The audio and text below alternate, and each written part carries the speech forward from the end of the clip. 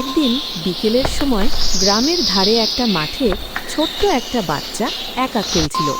তার পাশে কেউ ছিল না। হঠাৎ ঝোপের ভেতর থেকে একটা ধূর্ত শিয়াল বেরিয়ে আসে। শিয়ালের চোখে ছিল ক্ষুধা আর লোভ। সে ধীরে ধীরে বাচ্চাটার দিকে এগিয়ে আসছিল। ঠিক সেই সময় কাছেই থাকা একটা ছোট পাপি কুকুর সবকিছু দেখে ফেলে। পাপিটা আকারে ছোট হলেও তার মনটা ছিল খুব সাহসী।